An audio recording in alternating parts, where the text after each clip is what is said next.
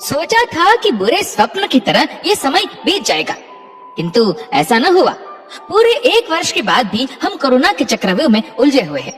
इस दौरान न जाने कितने लोगों ने अपने प्रियजनों को खोया और कितने लोग जीवन बसर के लिए साधन भी नहीं जुटा पा रहे।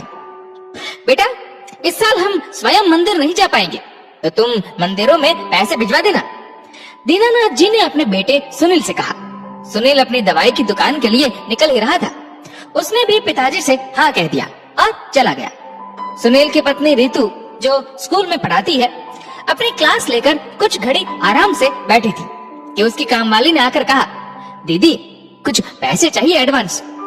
रितु ने पूछा, अरे तुम अभी 5,000 तो एडवांस ले चुकी हो, अब क्या हुआ?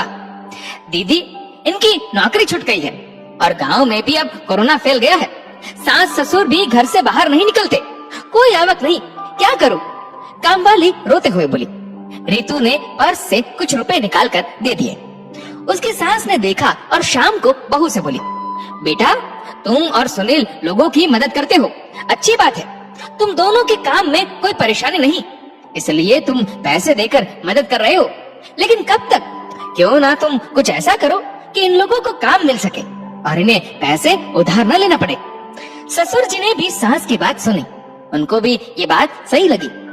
रात को सुनील के साथ बैठकर सबने सोचा कि क्या किया जाए। पिताजी ने कहा, सुनील इस बार तुम मंदिर में देने वाली राशि का आधा हिस्सा लोगों की मदद में लगा दो। पुजारी जी की भी जीविका में भी कोई बाधा न आए, गौशाला भी चलती रहे। कामवाली के पति की नौकरी नहीं है, तो क्यों न उसे एक सिलाई मशीन खरीद दे ताकि वो मास्क बनाकर बेचे, या फिर सब्जी का ठेला खरीद दे ताकि कुछ तो आवक हो। बहू को पिताजी की बात बहुत अच्छी लगी। उसने कहा, पिताजी उसके पति को प्लम्बिंग का काम आता है, लेकिन जहाँ नौकरी थी वो चली गई, सारा सामान भी, तो क्यों न हम उन्हें जरूरत के कुछ औजार खरीद कर दे दे और वे आसपास की कॉलोनी में लोगों के घर काम कर सके। सास ने कहा, देखो मुश्किल समय में सभी एक दूसरे को साथ दे तो परेशानियां कम हो जाएगी। कल ही तुम लोग सामान ले आओ, हम ज्यादा तो नहीं कर पाते, लेकिन यदि एक घर में भी मदद कर सके तो वो भी अच्छा ही है।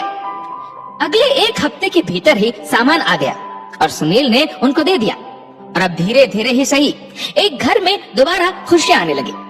आज यदि समर्थ व्यक्ति एक जरूरतमंद की मदद के लिए आगे बढ़े तो मुश्किल का समय थोड़ा आसानी से गुजर जाएगा। फ्रेंड्स, आपको कहानी कैसी लगी? अगर अच्छी लगी तो मेरे चैनल को सब्सक्राइब कीजिए, लाइक कीजिए और कमेंट करके जरूर बताएं। Thank you friends.